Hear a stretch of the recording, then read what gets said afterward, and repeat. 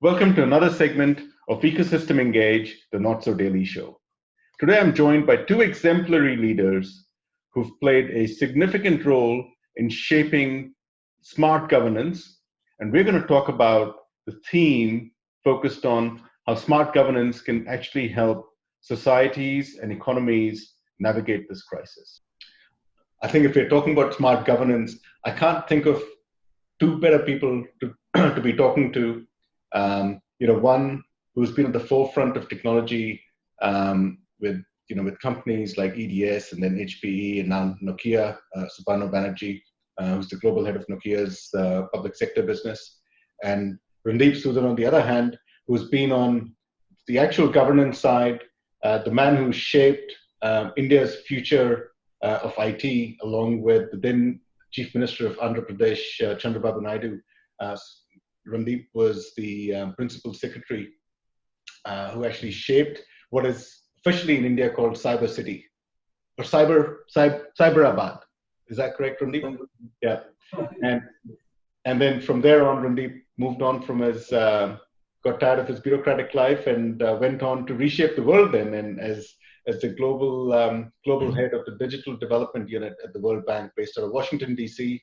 initially, and his last 2 years based out of Singapore, but still wearing his global hat, but making the biggest impact in markets in Asia where they needed it the most. Well, thank you, Amit, for inviting me.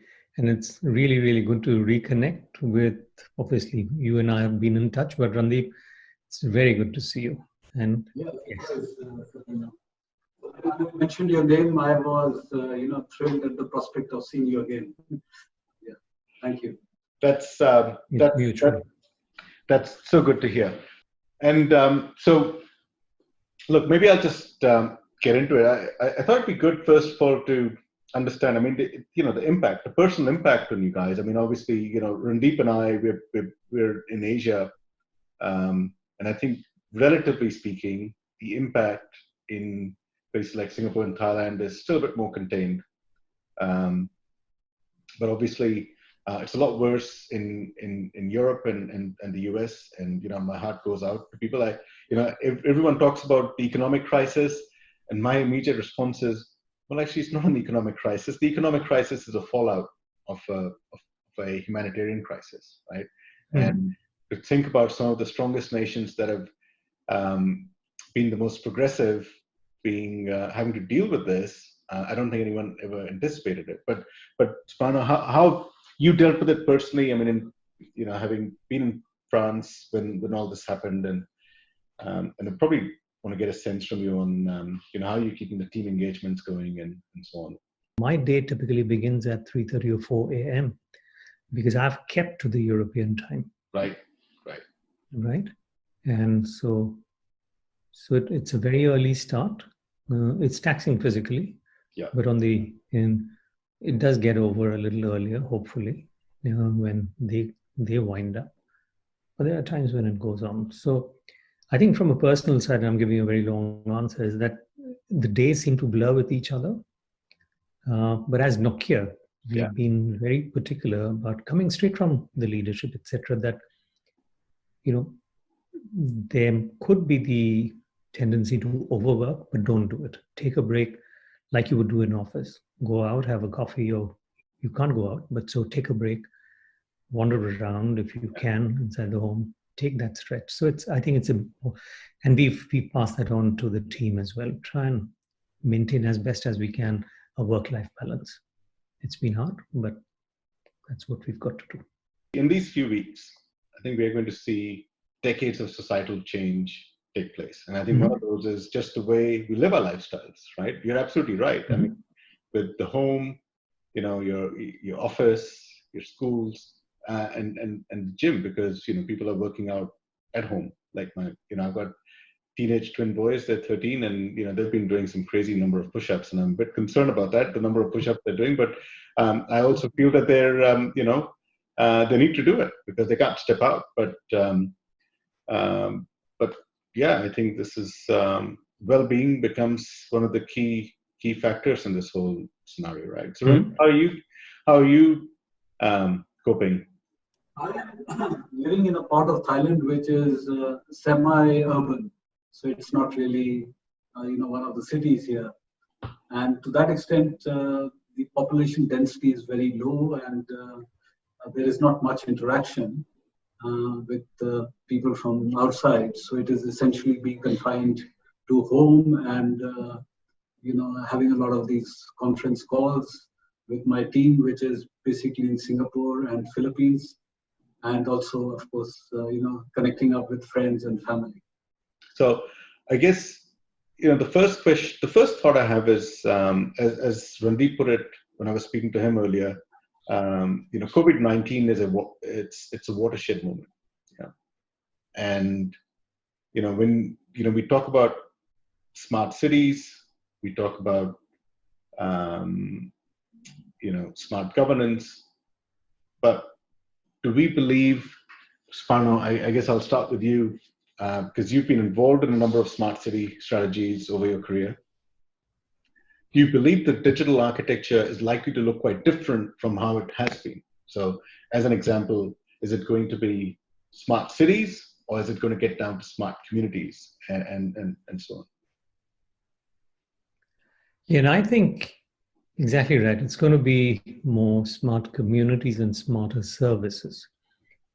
And as you said, COVID-19 is a watershed moment. The previous experience analog I closely had, which was very isolated, confined, was what happened in Japan during Fukushima, right? Very contained. You and I met straight after your trip from Japan. Correct. And we were working on that, right? March 2011? April, right?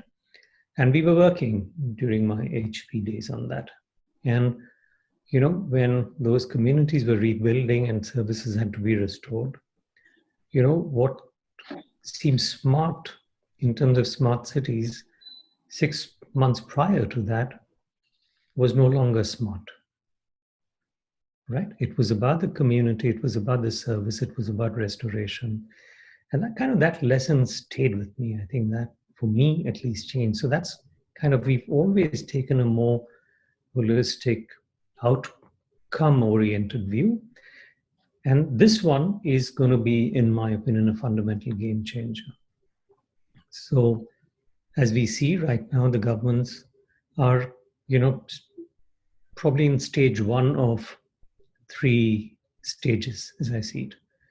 Right now, you're responding. You're creating surge capacity to deal with the crisis. Maybe field hospitals, supply chains, putting armies of people in doing track and trace and manage lockdowns and things. It is a surge response.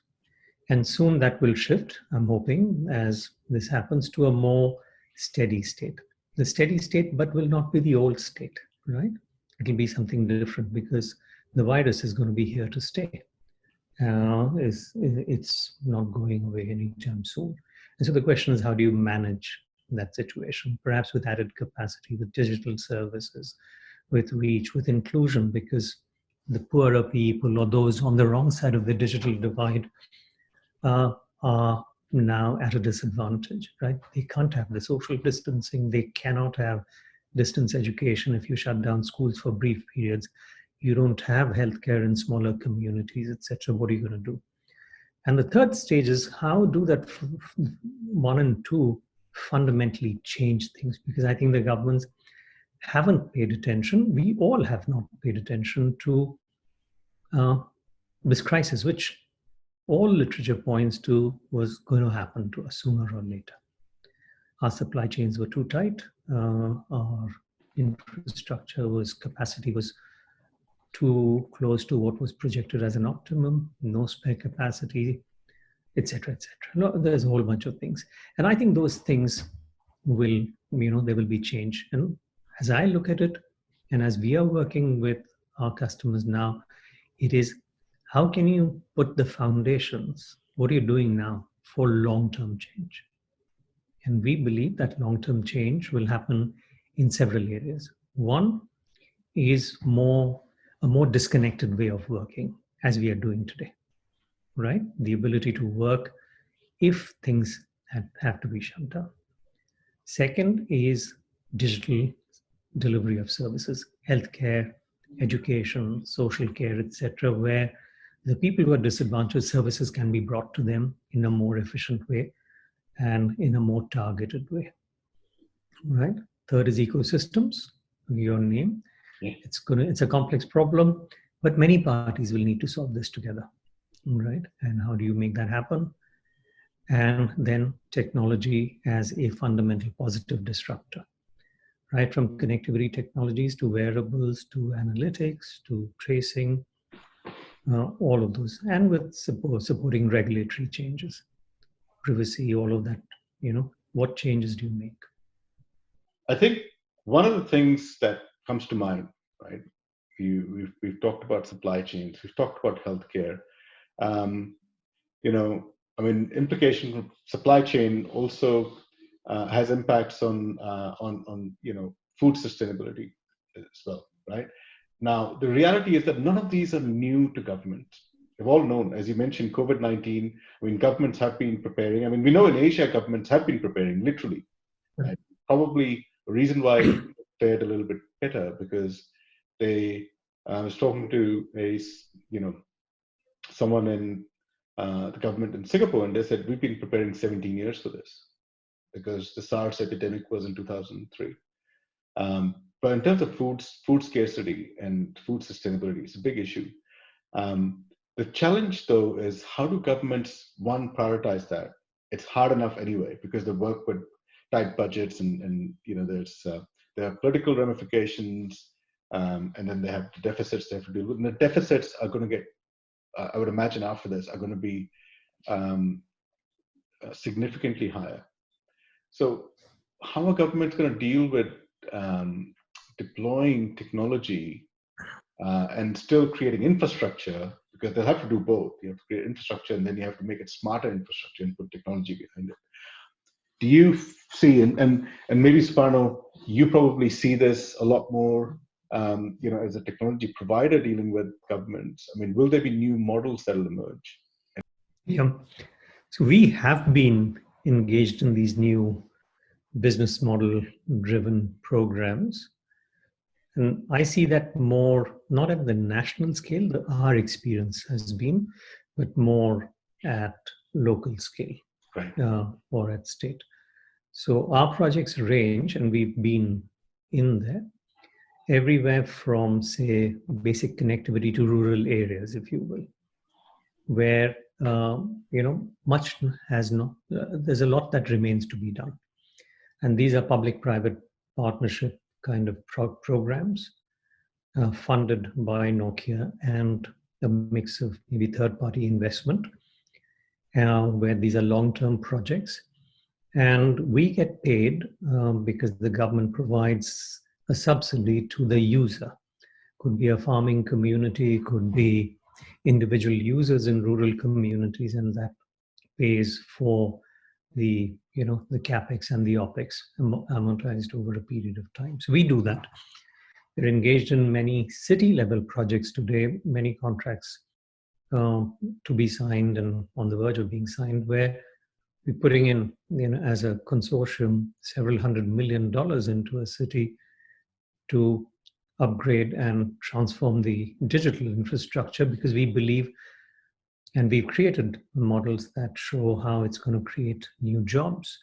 It's going to deliver better services to citizens, to those who are on the wrong side of the digital divide, where the government becomes, in a way, an anchor tenant or an anchor provider of services on the infrastructure that we provide.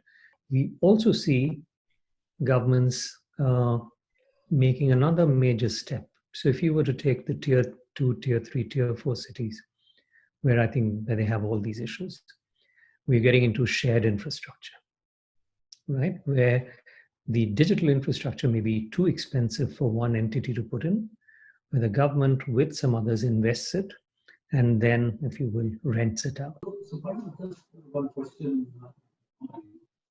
So, for example, in many industries, including aviation, there was a movement from moving from capex to opex, right? So instead of actually buying an asset, you just pay for the service which is delivered by that asset. Now, in the case of telecom, do you see those sort of models emerging or already being tried out, where instead of actually paying for all the telecom equipment and all this 5G expensive stuff, actually the payment is for the use of that equipment and is based on revenues which are generated from that use. So the model is somewhat different going forward. Yeah, actually, and it may even extend, Randeep, even in a more hybrid manner. So we are working on a project, let's say, where we had proposed with connectivity as a core, but with services on top. And this is where our proposition was that given the aging population in some of these, this is in a European country, that we provide services.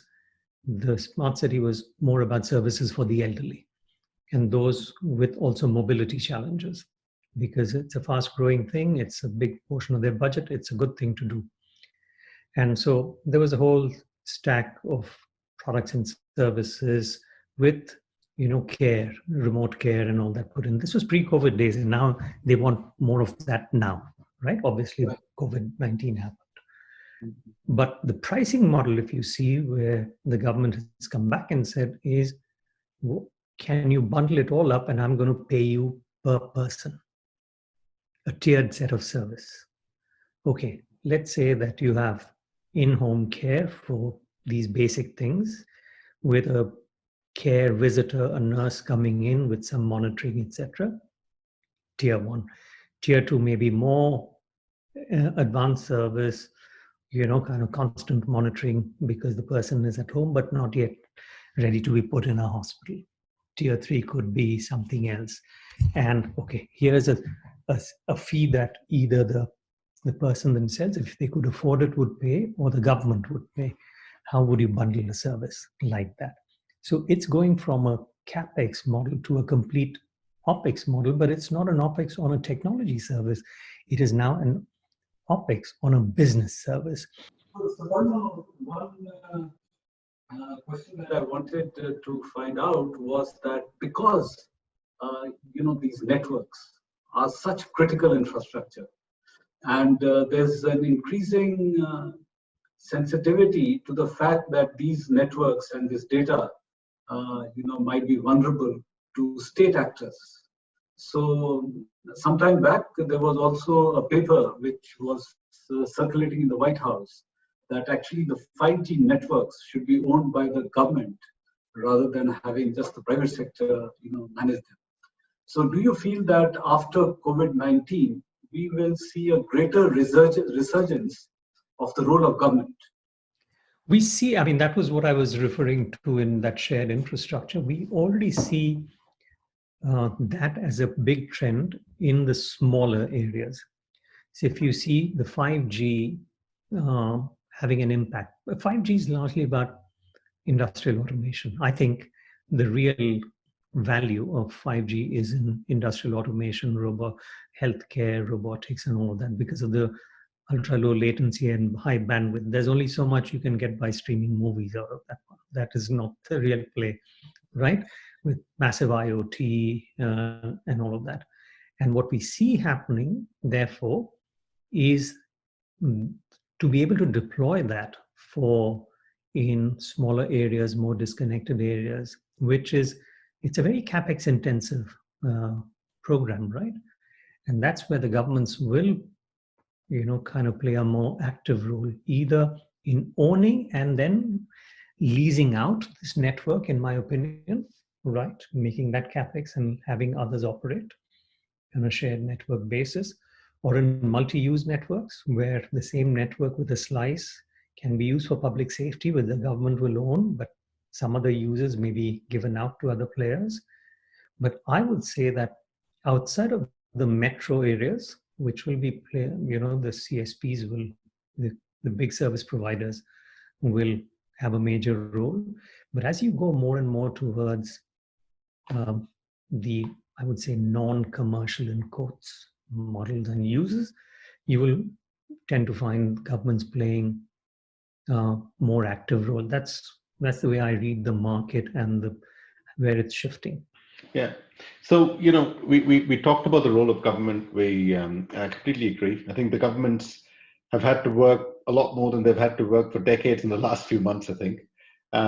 So it's good to see a lot of them get into action. But, some of the things you described, Suparno, is very applicable to a mature, wealthy economy, right? One would imagine that, especially in areas such as food sustainability, remote learning, remote health, for example, will become a lot more important to underdeveloped nations and nations that actually already struggle with poor infrastructure, poor healthcare services. It was interesting. Randeep and I were chatting the other day, and Randeep was talking about the role of digital twins and helping bridge some of the skills shortages as well. But in that respect, and I guess this is sort of an open-ended question to both of you, how could underdeveloped nations leverage technology to improve their services going forward? Yes, so I feel that if countries have to develop, there are certain elements of infrastructure where investments will necessarily have to be made. There is really no option there. So even when we are talking about reconfiguration of supply chains, big time. So in fact, Vietnam is becoming a more attractive destination than India for manufacturing moving out of China, primarily because of infrastructure differences between Vietnam and India. So I feel that going forward, countries, even if they are relatively not as affluent, would have to focus on infrastructure and digital infrastructure big time, because the economy is getting digital, right? So that is a major shift that is bound to happen and only accelerate with time. So just imagine that if we are looking at the future of work, it is likely to be a lot more remote working. In fact, there was a study done by the Oxford University, and it found that out of 483 professions in the US, 52% could actually be done remotely. The fact that in the future, artificial intelligence and automation may also enter certain areas which cannot be avoided. So just let's take the case of garments industry, for example. So 1 out of every 6 people employed in the world is actually employed in some shape or form in the garment sector. Now, if you look at garments, much of it is moving online, because 80% of fashion brands, according to a report by McKinsey, are likely to have serious problems after 3 months. They cannot go beyond 3 months because of what we are witnessing in COVID. Now, the fashion industry itself is moving from offline, or rather from brick and mortar stores, to the online platforms like e-commerce platforms. So if the developing countries have to participate in those opportunities, I feel that there are very few options to avoid making serious investments in digital connectivity. And that would be one of the topmost priorities for countries if they have to develop, because there's no way that you can compete in the world that is emerging without having at least the basic infrastructure, which is digital. And I think in that sort of paradigm, even in developing countries, investments will be made and priorities will be defined which favor network connectivity. I'll pick up. You're absolutely right, Randeep. So we do projects in many parts in Africa, in other parts of the world, which put these foundations. Part of one of a very big segment of my business in public sector is what we call as the government broadband initiatives. Because the government is putting that in as a fundamental infrastructure, just like the governments invest in roads and railways and waterworks. This is one of those elements of infrastructure in the future. And if you see, that's the only way that other much needed services can be delivered. So if you take, an average, you have about 3.6, I think, hospital beds per 1,000 people. That's, I think, an average in the Western world. In parts of Asia and in the lower income countries, that might be 1.4 or 1.5. Imagine that you even come to half, you don't go up to the 3. You're still millions of beds short, you're still millions of school rooms short, etc. And a traditional brick and mortar facility, you don't have money for that either. So the only way out is using the digital as a disruptor. And to that, I'll go back to the example we had, Amit, of what we did in my prior life in this, is putting these hospitals, micro hospitals, in shipping containers and putting them in parts of India where nobody had ever seen a doctor before. And they were connected. There was a back-end hospital. And now 500,000 people had access to healthcare, right? And if things got really bad, they would be put on a truck or a bus and sent to the nearest hospital. So suddenly, you use digital connectivity, low-cost devices, the ability to have a primary care physician maybe, or a nurse provide care, and you brought services to those who never could have had access to services, because otherwise you didn't have the money to build a full-fledged hospital there. So we have to think outside the box.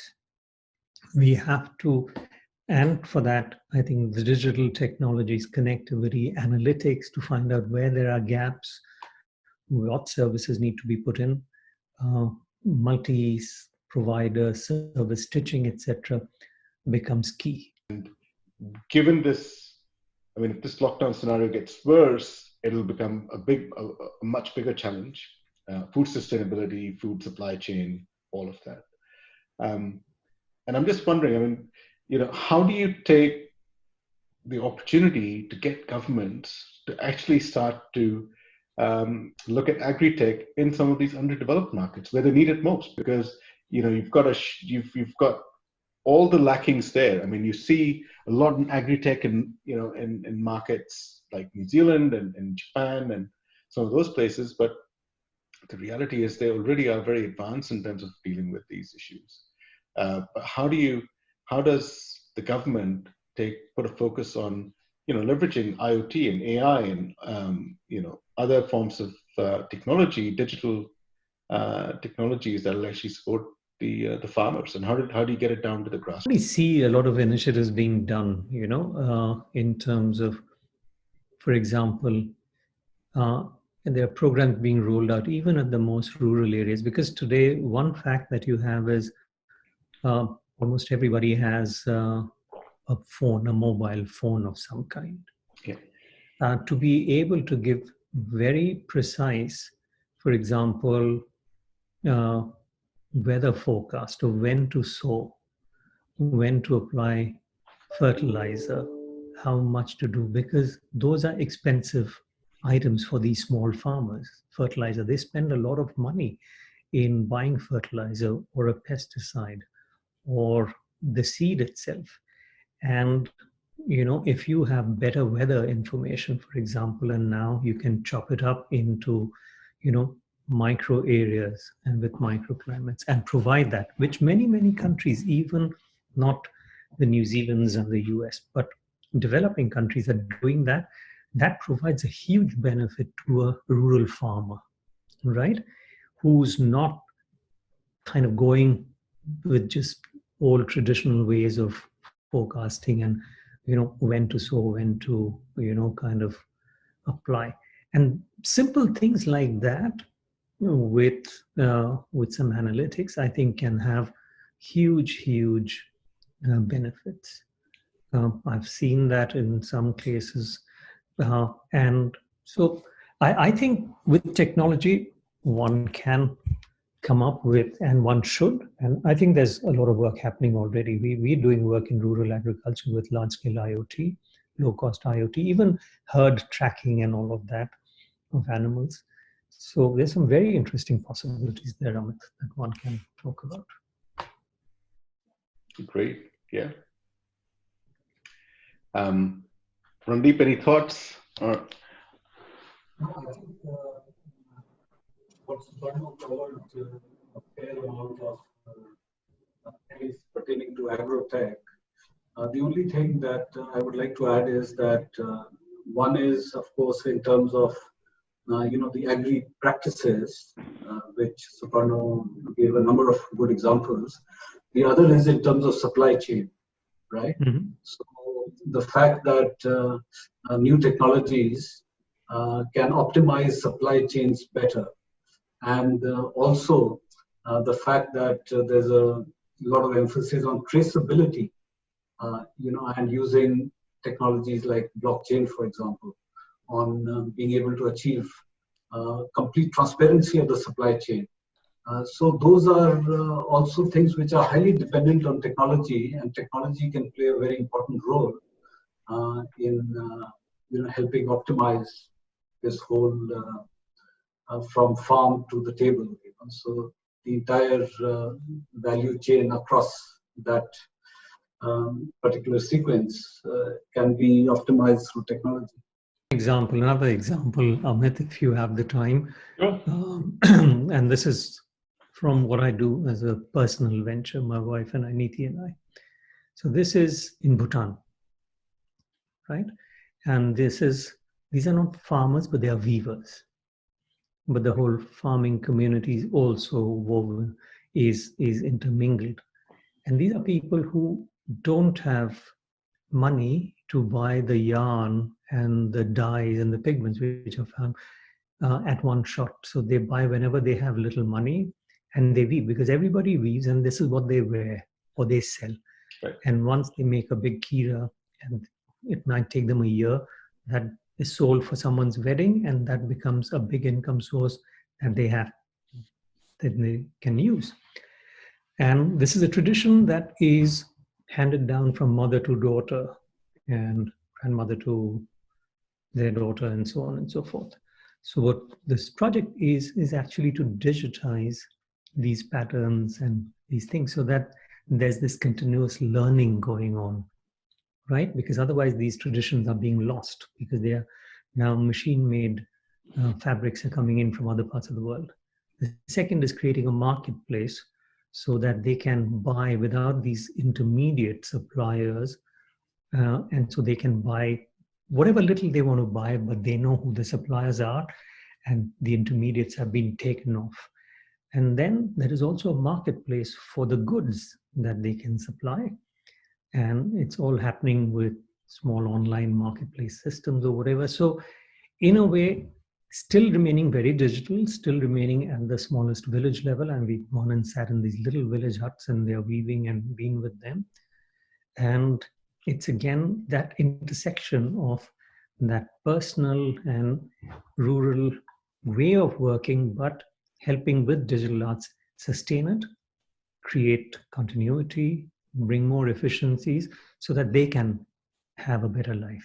I think one of the things that's going to come out, Suparno, is I think in this, when we talk about this as a watershed moment, I mean, even for society as a whole, and you can already see that, I think the level of empathy that people feel, the amount people are able to relate to, and the awareness, which often is, people get so caught up in their, just their daily rut, that they actually are unable to get their heads out and actually look at the issues that are facing other people.